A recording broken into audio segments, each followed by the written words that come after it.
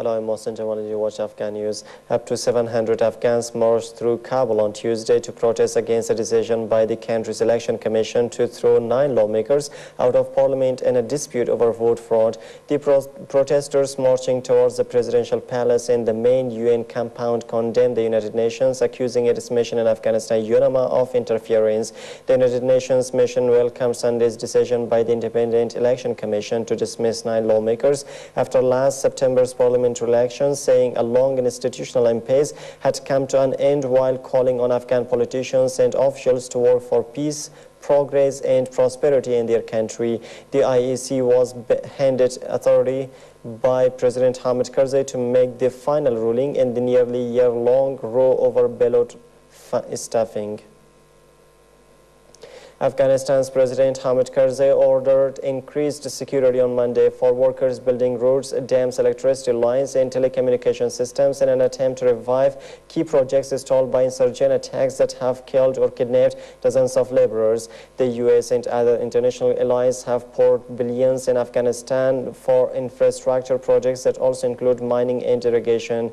The attacks have halted many of the projects for months or even years, and their cabinet met on Monday to discuss ways to restore them. A government statement released after the meeting said insurgents have killed 53 road construction workers and kidnapped 110 since 2005.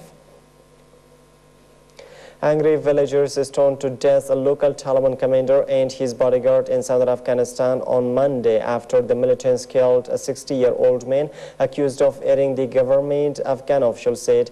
This stoning happened in the Nawar district of Helmand province, now considered one of the safest places in the volatile south. Dawood Ahmadi, a spokesman for the governor of Helmand province, said that people won't tolerate the Taliban's barbaric actions anymore and they will stand against them whenever they are harmed. The stoning occurred a day after insurgents in the northeastern province of Kunar stoned, hanged and shot 2 Afghan National Army soldiers returning from leave, Afghan officials said.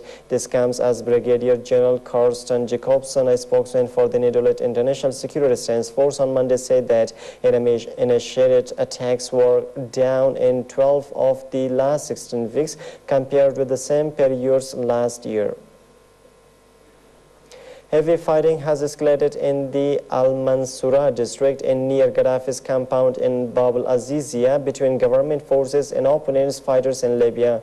Gaddafi's forces are reportedly using heavy weapons, including mortars, as Libyan opposition forces continue to push to gain control of the city. Saif al-Islam, the son of Libyan leader Muammar Gaddafi, who was reported to have been captured by opposition forces, meanwhile appeared in Al-Mansura early on Tuesday morning. The head of Libya's opposition National Transitional Council on Monday announced the end of Gaddafi's decades-long rule after rebel fighters had swept into the heart of Tripoli on Sunday night. Gaddafi's eldest son Muhammad, who was also detained by rebels on Sunday night, is reported to have also escaped, while the rebel forces said they arrested Saadi Gaddafi, the black-haired Libyan leader's third son. The United Nations Human Rights Council has launched a new commission of inquiry into Syria's crackdown on anti-government protesters, including possible crimes against humanity. By 33 votes in favor to 4 against and 9 abstentions, the Council passed a resolution to urgently dispatch an independent international commission of inquiry to investigate violations of international human rights law in Syria since July 2011. The remaining countries on the 47-nation council abstained or were absent. China and Russia said they opposed the measure as unnecessary intervention. Faisal Hamwi, the Syrian ambassador, called the action 100% political. Meanwhile, activists say Syrian security forces killed at least 7 people in homes following a visit by members of a UN humanitarian team. Human rights groups say more than 2,200 people have been killed in the government's crackdown on the uprising. 14 people are dead after a fire attack ceramics factory in southern China on Tuesday. 2 of the victims died after jumping from the burning building, a statement reported. The fire broke out around dawn at the Shengfeng Ceramics Company plant in Foshan in the booming export-dependent province of Guangdong. More than 100 firefighters put out the blaze around 2 hours after it swept through an area of 4,400 square meters, it added. The factory's legal representative has been detained and the cause of the fire is under investigation, report said. The government often responds to major accidents by detaining and sometimes jailing officials and managers accused of lapses.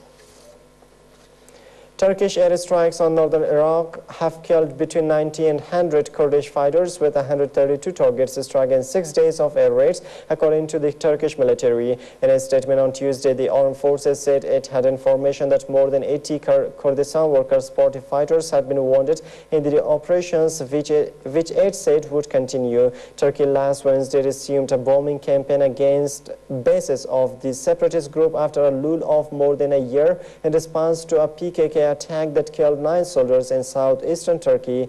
On Sunday, 7 Iraqis were reportedly killed in a Turkish airstrike near Qala Deza, a town in Iraq's semi-autonomous Kurdish region, but Ankara did not confirm this strike. U.S. Vice President Joe Biden met Japanese Prime Minister Naoto Kan on Tuesday to discuss rebuilding efforts after the devastating March 11th quake that crippled northeastern Japan. Biden, who kicked off a trip to Asia last week, said with talks in Beijing, met Kan in Tokyo to discuss reconstruction after the earthquake and tsunami killed more than 20,000 people and triggered the world's biggest nuclear disaster since Chernobyl in 1986. In opening remarks, Biden said he had come to Japan to express U.S. sympathy and admiration for Japan's handling of the earthquake, and he made a robust case that neither Japan nor the United States was in decline. Biden will visit tsunami-devastated Sendai later on Tuesday to become the highest-ranking U.S. official to visit the northern Japan after March 11th earthquake and tsunami. And that North Korean leader Kim Jong-il, traveling by train on his first visit to Russia in 9 years, arrived in the Siberian city of Ulan-Ude on Tuesday, according to Russian television reports. Kim Jong-il is expected to meet Russian President Dmitry Medvedev in Ulan-Ude on Wednesday, a senior South Korean government official has said. The Kremlin has not made the time or place of the meeting public. The autocratic leader has sought help from regional powers in recent months for his impoverished nation, struggling with recent floods and economic sanctions, and has left isolated North Korea to visit China 3 times in less than 2 years. The eccentric Kim, 69, travels by train because of his fear of flying. He crossed the short border into Russia near the Pacific coast and Secret on Saturday for his first visit since 2002, when he met with then-President Vladimir Putin. And that's all for now. Thanks for staying with us.